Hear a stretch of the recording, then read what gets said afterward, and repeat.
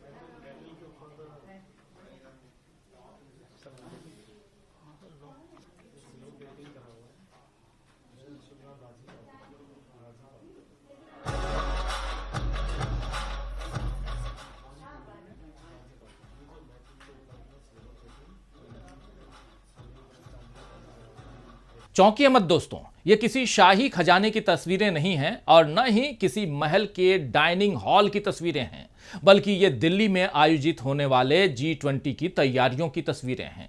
ये सारे बर्तनों पर सोने चांदी का पानी चढ़ा हुआ है, यानी गोल्ड और सिल्वर प्लेटेड ये बर्तन हैं जो विदेशी मेहमानों की खातिरदारी के लिए हैं।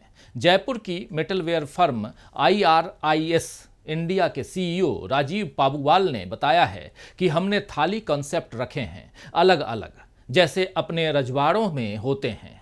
महाराजा लोग जैसे खाना खाते थे वैसे हमने महाराजा थाली बनाई है जिसमें सोने और चांदी का पानी चढ़ा है। पाबूवाल ने यह भी बताया कि इसे वर्ल्ड क्लास प्रोडक्ट से भी बेहतर मान लीजिए। जितने भी डेलीगेट आकर जा चुके हैं उनका कहना था, वाह, इंडिया में ऐसी चीजें भी बनती हैं, ऐसा भी कल्चर है इंडिया में। देखकर अचंभित थे वो लोग।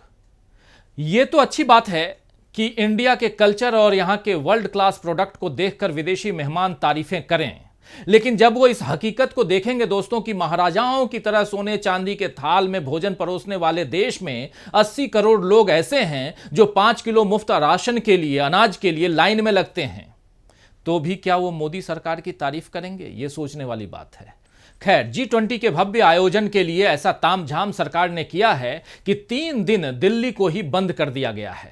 बिना किसी महामारी के लॉकडाउन वाली नौबत सरकार ले आई है और मोदी दावा कर रहे हैं कि वो विश्व के बड़े नेता बन गए हैं, विश्व गुरु बन गए हैं।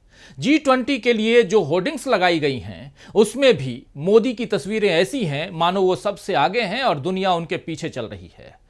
ऐसा एक पोस्टर द वॉशिंगटन पोस्ट ने छापा है और लिखा है, the G20 summit is a huge global branding exercise for Modi's India.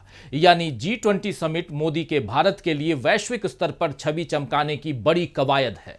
और इस हेडिंग से प्रकाशित लेख में एडम टेलर ने लिखा है, दुनिया की 19 बड़ी अर्थव्यवस्थाओं और यूरोपीय यूनियन के राजनयिकों की शांत बैठक और नरेंद्र मोदी की मेजबानी में एक तड़क भड़क भरा आयोजन होने जा रहा है। बैठक से पहले देश भर में पीएम मोदी के चेहरे को सबसे आगे रखते हुए कई बिलबोर्ड्स लगाए गए हैं, जिसका मैसेज साफ है कि दुनिया के शीर्ष नेताओं की मेजबानी करने से भारत विश्व शक्ति बन गया है और उसे इस मुकाम तक मोदी ही लाए हैं। जबकि सच यह है कि G20 के सदस्य देश बारी बारी से नेतृत्व करते हैं। पिछले साल इंडोनेशिया ने सबकी मेजबानी की थी।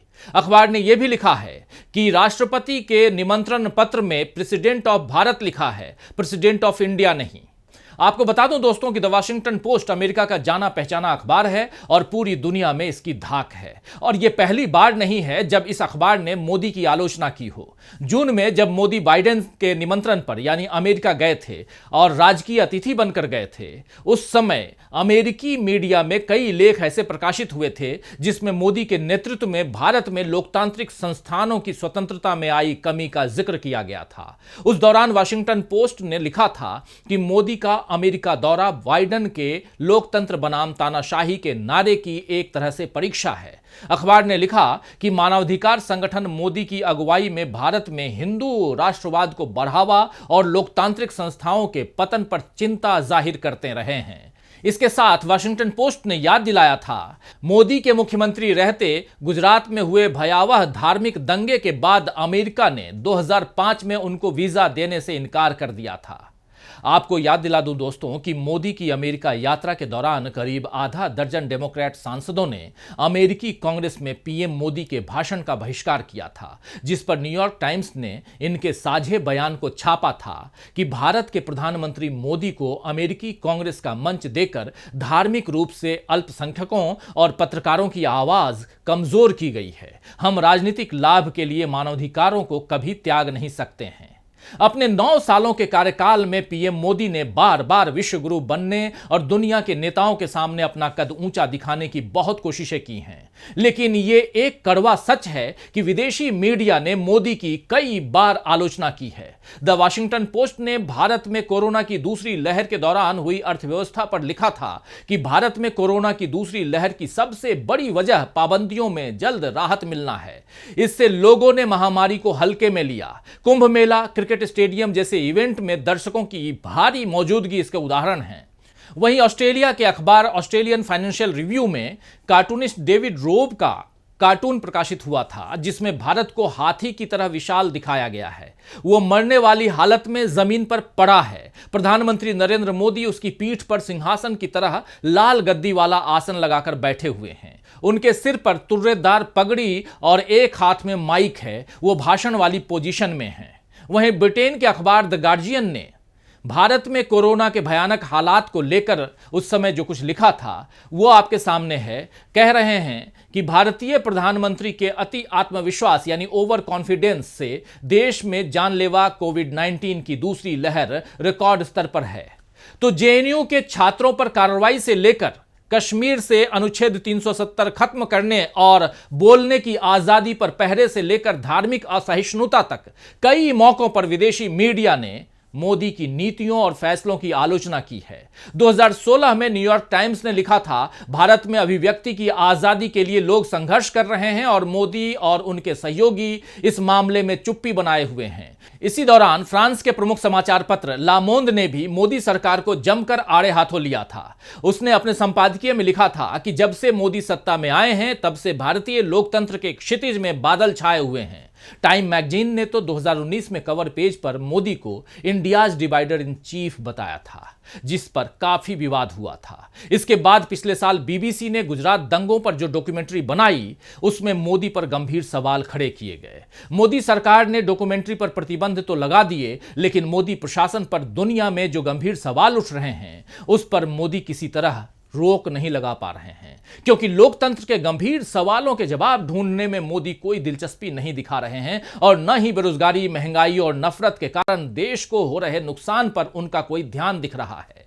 मोदी राज में केवल ब्रांडिंग और चीजों को बढ़ा चढ़ाकर दिखाने के खेल ही नजर आ रहे हैं। प्रोजेक्ट सिंडिकेट में इंडियाज फेक ग्रोथ स्टोरी नाम से एक लेख छपा है, जिसे प्रिंसटन यूनिवर्सिटी के प्रोफेसर अशोक मोदी ने लिखा है।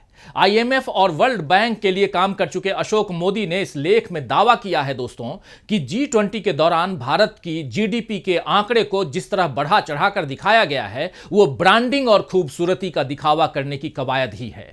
इस साल की दूसरी तिमाही में देश की जीडीपी 7.8 बताई गई है और देश को तेजी से बढ़ती अर्थव्यवस्था में शुमार किया गया है। लेकिन सच यह है कि विकास धीमी गति से हो रहा है, आर्थिक असमानता बढ़ रही है और बेरोजगारी पहले की तरह चिंताजनक बनी हुई है। अशोक मोदी लिखते हैं, G20 के लिए बनाए गए तड़क भड़क वाले पोस्टरों में विकास दर को जिस तरह पेश किया गया है उसमें बहुत सी विसंगतियां हैं। इंडियन नेशनल स्टैटिस्टिक्स ऑफिस यानी एनएसओ ने अप्रैल से जून तक विकास दर को 7.8% बताया है, जबकि खर्च को 1.4% बताया है। जबकि घरेलू आय यानी उत्पादन और सेवाओं में होने वाली कमाई और खर्च में काफी हद तक बराबरी होनी चाहिए, क्योंकि उत्पादन करने वाले की कमाई तभी होगी जब कोई उसका उत्पाद खरीदेगा।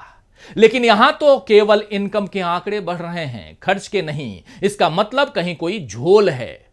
अशोक मोदी यह भी लिखते हैं कि भारतीय अधिकारी उन तथ्यों को नजरअंदाज कर रहे हैं जिससे सरकार दुविधा में पड़े। G20 के पहले वे केवल अच्छा अच्छा दिखाने में लगे हुए हैं। तो दोस्तों, G20 को लेकर मोदी सरकार ने ताम झाम कर माहौल बनाने की पूरी कोशिश की है।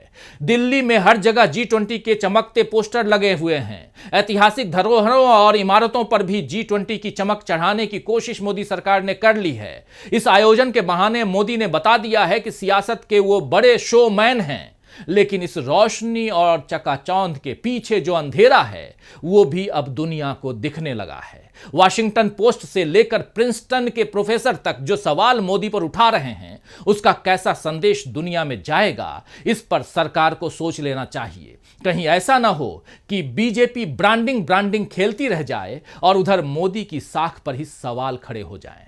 वैसे भी चुनावों से पहले बौखलाकर जिस तरह के कदम मोदी उठा रहे हैं, कहीं सनातन धर्म तो कहीं इंडिया और कहीं भारत का विवाद खड़ा कर रहे हैं या बढ़ा रहे हैं, उससे जनता समझ ही गई है कि बीजेपी के पास चुनाव लड़ने के लिए असली मुद्दे अब नहीं हैं। कुल मिलाकर G20 में तो खेल खत्म और पैसा हजम हो जाएगा, लेकिन इसके बाद सियासी हाजमा कैसा होगा, इसकी फिक्र बीजेपी को अब कर लेनी चाहिए।